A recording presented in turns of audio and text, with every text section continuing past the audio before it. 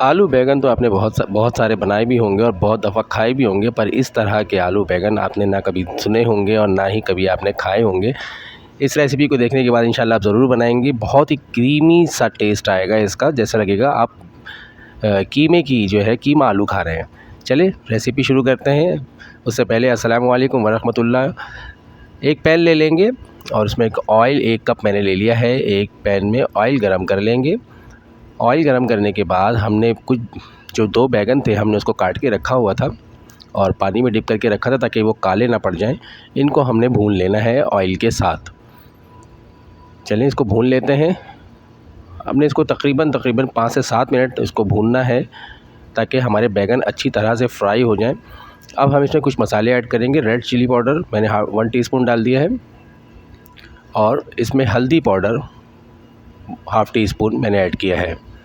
अब इसको हमने तकरीबन 10 मिनट के लिए इसको भून लेना है अच्छी तरह से ताकि मसाले बिल्कुल भुन जाएं। देखिए जब 10 मिनट हो चुके हैं, अब हम इसको बाहर निकाल लेंगे पैन में से।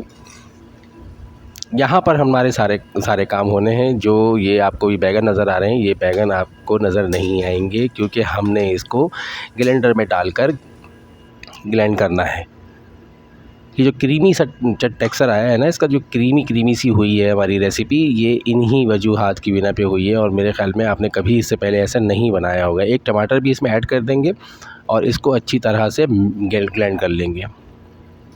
ये वही ऑयल है जो हमने जिसमें बैंगन हमने फ्राई किए थे। अच्छा, इसमें मैंने 2 मीडियम साइज़ के प्याज और 6 से 7 लहसुन और 4 हरी मिर्च का एक पेस्ट बना लिया है और इसको भी हम अच्छी तरह से फ्राई कर लेंगे। पहले प्याज को, लहसुन को और हरी मिर्च के पेस्ट को अच्छी तरह से हमने पका लेना है। ज़ीरा ऐड कर देंगे। 1 टीस्पून मैंने ज़ीरा ऐड किया है, के साथ भून लेंगे। इस पर भी कुछ मसाले जाएंगे। रेड चिली पाउडर 1 टीस्पून मैंने ऐड कर दिया, लाल मिर्च का पाउडर और हल्दी पाउडर ½ टीस्पून इसमें ऐड करना है। धनिया पाउडर मैंने ऐड किया है इसमें 1 टीस्पून।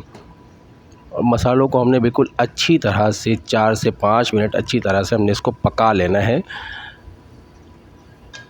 अगर आपको लगता है कि मसाला नीचे से लग रहा है तो थोड़ा सा पानी ऐड कर लें, कोई प्रॉब्लम नहीं है।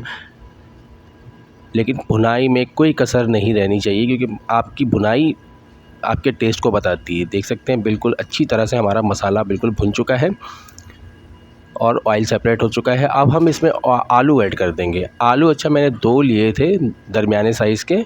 2 आलूओं को मैंने इस तरह स्लाइसों में काट लिया था और आलूओं को हमने तकरीबन इसको 10 से 12 मिनट हमने आलूओं को इसमें भूनना है ताकि आलू और मसाले और आलू थोड़े से गल भी जाएँ हमारे। 10 से 12 मिनट हो चुके हैं।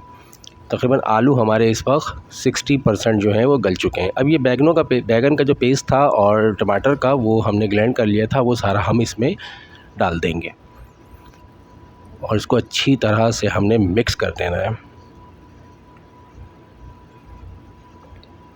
मिक्स करने के बाद हमने इसको सिर्फ 10 मिनट इसको हमने ढक के पकाना है ताकि आलू जो हमारे 60% थे वो 100% हो जाएं। 10 मिनट हो चुके हैं। अभी भी इसमें थोड़ी सी कसर है। नमक 1 टीस्पून ऐड कर देंगे और अब हमने इसको ढक्कन खोल के इसको पकाना है। अगर ये छींटे ऊपर आते हैं तो आपने परेशान नहीं होना है। थोड़ा सा मीडियम कर दें फ्लेम को। पानी बिल्कुल इसका ड्राई हो चुका है और बहुत ही ज़बरदस्त सा ये लुक आया है, इसका सेपरेट हो चुका है ऑयल भी और मसाला बिल्कुल हमारा तैयार हो गया। आलूओं को चेक कर लेते हैं हम। ज़बरदस्त माशाल्लाह आलू हमारे बिल्कुल गल चुके हैं। अब हम इसमें धनिया ऐड कर देंगे। धनिया हमने ऐड कर दिया है इसमें।